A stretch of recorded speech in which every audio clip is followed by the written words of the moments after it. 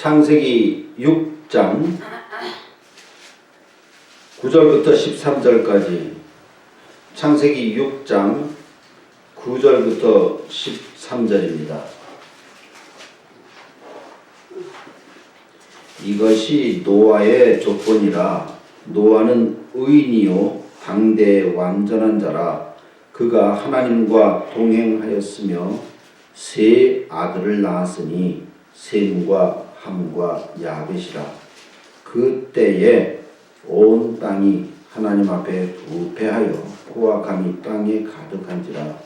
하나님이 보신즉 땅이 부패하였으니 이는 땅에서 모든 혈육 있는 자의 행위가 부패함이었더라. 하나님이 노아에게 이르시되 모든 혈육 있는 자의 포악함이 땅에 가득하므로 그 끝날이 내 앞에 이르렀으니 내가 그들을 땅과 함께 멸하리라. 아멘. 오늘은 홍수 심판의 첫 번째 단계로서 노아라고 하는 사람, 그리고 또 하나님께서 이 일을 왜 하셨는가 하는 이 말씀을 살펴보겠습니다. 특별히 인터넷 설교는 제가 15분을 넘기지 않으려고 애를 쓰기 때문에 이 말씀을 보시는 분들은 아마 한 16분쯤 되어서 저절로 끊어질 텐데요. 사실은 그때 이미 핵심적인 말씀은 다 진행되었기 때문에 뒤에 깨끗하게 끝나지 않더라도 이해하시기를 바랍니다. 저는 이 말씀을 어릴 적에 성경 공부를 하면서 창세기 6장, 7장, 8장, 9장에 이 홍수 심판 이런 제목으로 성경을 공부했는데요. 너무 세밀하게 방주의 모양과 길이는 어떻고 그 안에 들어가는 생물들은 어떤 생물이고 하는 것을 한 절 한 절 공부를 하다 보니까 아주 큰 그림을 좀 희미하게 놓친 적이 있습니다. 그런 말이 있죠. 나무를 하나하나 세밀하게 보다 보니까 전체 숲의 아름다움을 잃어버렸다는 말이 있는데, 이미 여러분들께서 또 저와 함께 이 말씀을 공부하고 또 이 말씀을 듣는 것이고, 또 인터넷을 통하여 저의 설교를 들으시는 분들도 기본적으로 창세기 6장부터 8장까지의 그 노아 심판, 홍수 심판, 노아 시절의 홍수 심판의 그 이야기는 이미 여러분들이 다 읽고 기본적으로 알고 계시다 하는 것을 전제로 해서 저는 이 말씀의 그 전체 그림에 해당되는 것을 살펴보겠는데요. 첫 번째로 살피고자 하는 것은 우리 하나님의 위대함입니다.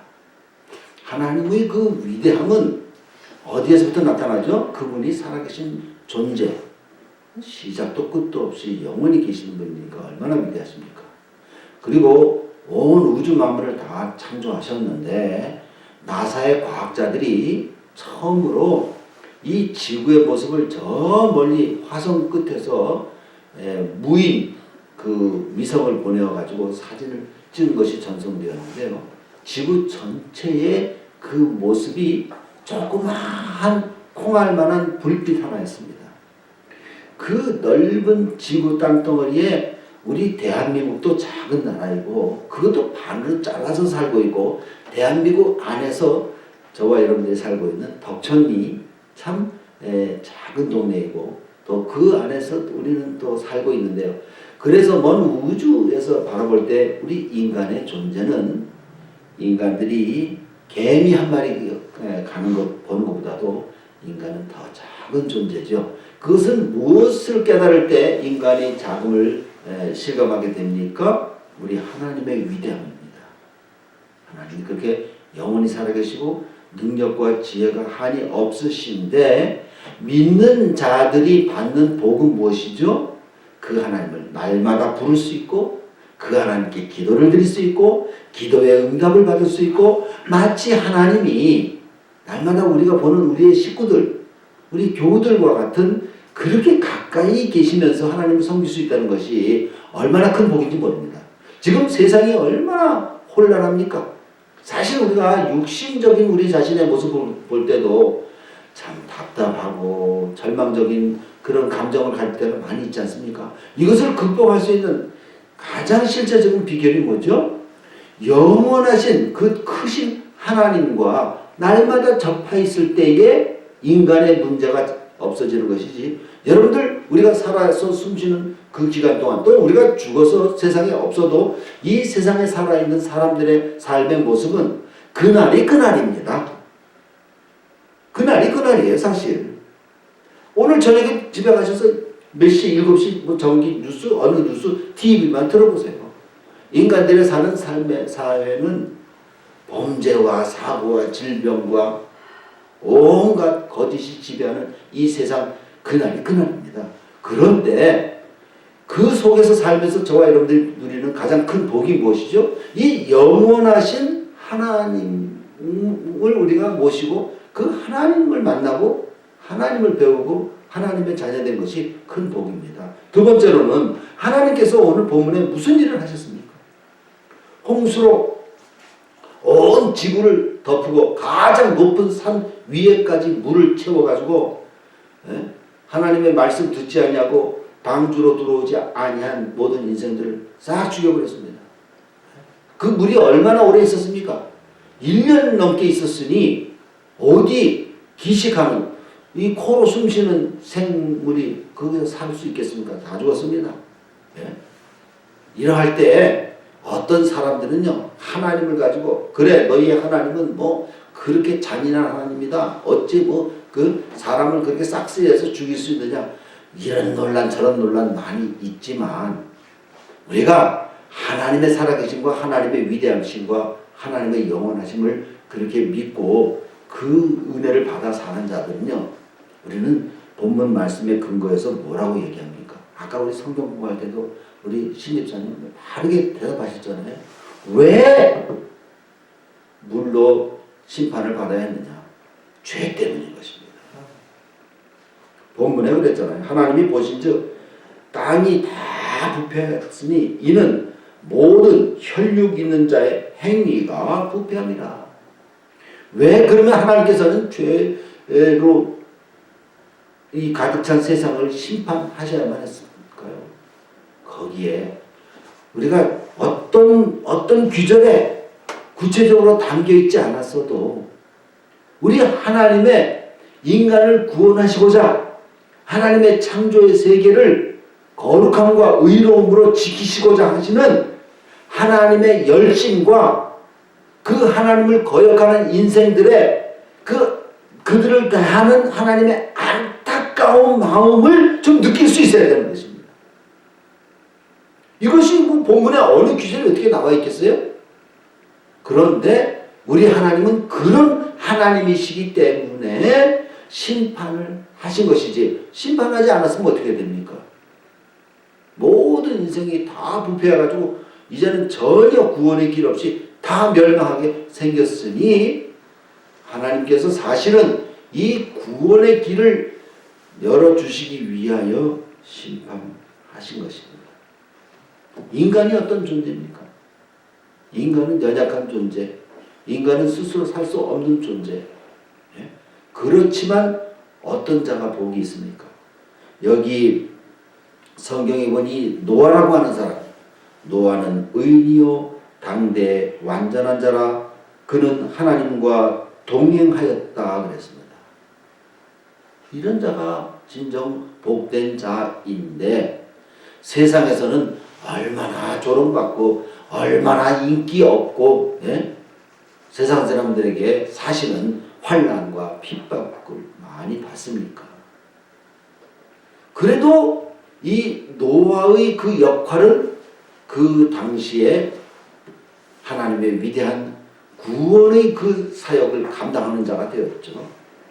오늘날에도 사람들이 하나님을 섬긴다 하고 정말 믿음을 지키고 양심을 지키고 삶의 의의를 지키고 그리고 살아가려고 하면은 얼마나 많이 손해를 보고 얼마나 많이 조롱과 욕과 핍박을 많이 받습니까? 그러한 사람들에게 솔직히 말해서 세상에서 어떤 주는 보답되는 그 상급이 무엇이 있습니까? 우리가 너무나 하나님 섬기는 이 일을 어떤 기복주의 사상으로 그렇게 생각해가지고 하나님 내가 이 교회에서 하나님 섬기느라고 30년을 항상 내 자리를 지키고 헌금하고 기도하고 그리고 뭐 했으니 세상에서 내게 복을 주셔야 되지 않겠습니까? 복에 그 주는 일의 여하가 주권이 내게 있지 않기 때문에 너무 하나님께 그렇게 지나치게 그것 가지고서는 주장하고 고집하는 것도 신앙의 성숙한 모습은 아니라고 생각합니다. 우리는 이미 복을 다 받았다고 그렇게 믿어야 되죠. 뭐로 복을 받았습니까? 하나님의 자녀 되었어요. 날마다 그 하나님의 이름을 부를 수가 있어요. 날마다 그 하나님 앞에서 우리가 은혜를 받고 하나님이 베풀어 주신 양식을 받아 먹고 그리고 이 세상의 삶이 마쳤을 때에는 영원한 세계에서 하나님이 주신 영원한 생명과 함께 복과 낙을 누릴 것이 저와 여러분들이 받은 복이기 때문에 하나님 앞에 무슨 장사하는 마음으로 하나님 내가 30년간 하나님 앞에 투자했는데 내가 좀 뭘 안 주십니까? 이런 마음 자세보다는 하나님 내가 평생을 주님을 섬길 수 있는 주님 말씀을 들을 수 있는 주님을 알 수 있는 주님을 만날 수 있는 복을 이미 넘치도록 주셨으니 육신의 복 주시면 감사히 받을 것이고 육신의 복 더 안 주시다 하더라도 나는 감사합니다. 이런 믿음을 가질 때에 진정 의인의 믿음 경건한 삶을 산다고 그렇게 생각합니다. 노아는 자그마치 몇 년? 120년간의 세월. 배를 어디 권사님 해변에다 지었어요? 배를 어디다 지었어요? 산 위에다 지었어요. 이게 말이 되는 말입니까? 산 위에다? 산 위에다 지으니까 온 세상 사람들이 저 영감 노아 영감은 저 미친 사람이다. 아니 저렇게 큰 배를 사람이 도무지 옮길 수 없는 그 배를 짓는다고 하면 해변에다 지어야 배를 써먹는 거지. 산 위에다 배를 짓는 미친 사람이 어딨냐. 그 노아가 늘 그 말을 들었어도 노아의 마음속에서는 누가 진짜 그를 움직이는 말이었습니까? 하나님의 말씀 그렇습니다. 그만큼 하나님과 동행한 사람이었기 때문에 의인이 되었고 구원의 역사 가운데 큰 조상이 된 건 아닙니까? 우리가 지금도 사모하고 배우고 본받아야 할 것은 노아의 믿음인 것입니다. 그런데 사람들은 그런 어떤 창조 세계에서 뭐 물로 심판하셨다고 하는 그런 미신을 믿지 말라고 막 얘기하는데 믿음의 사람의 눈으로 바라볼 때는요, 온 세계 그 아름다운 자연 오묘 기묘한 그런 모든 자연의 모습은 사실은 물에 쭉 잠겼다가 빠져나왔을 때 그런 모습이 나오는 겁니다. 중국의 무릉원이라고 하는 곳에는 그 바위들이 한국의 수십 층 아파트 높이보다도 더 높게 그냥 90도 직각으로 촘촘히 세워진 것 제가 TV에서 봐도 저렇게 아름다운 곳이 있을 수 있을까? 그것이 뭐 어떤 사람들이 얘기하는 것과 같이 뭐 지구가 뭐 수억만 년 뭐 그렇게 퇴화돼가지고 어떻게 그런 바위들이 이렇게 설 수 있습니까? 그 모든 산과 물과 땅이 물에 완전히 사로잡혔다가 1년 이상 있다가 그 물이 쫙 빠져나가면서 약한 부분 다 떨어져 나가고 강한 부분 남았을 때 그렇게 남는 거 아닙니까? 예. 낮은 비행기 타고 미국 상공을 쭉 날아갈 때 그 모든 산과 들의 오묘막측한 모습은 물에 잠겼다가 나왔을 때 그렇게 되는 것으로서 저는 항상 하나님의 이 창조와 물의 홍수 심판을 제가 눈으로 실감하고 그리고 내 하나님께 감사하고 그 하나님을 높이고 나의 삶을 조심하며 사는 것이 믿음의 신자의 자세라고 여기지고 저도 그렇게 살고 있습니다.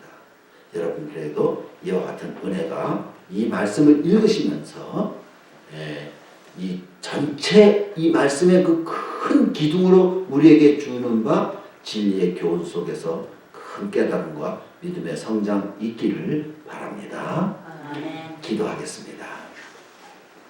하나님 고맙습니다. 오늘도 저희들 금요 구역 예배로 모였지만 하나님께서 우리에게 풍성한 은혜 주시고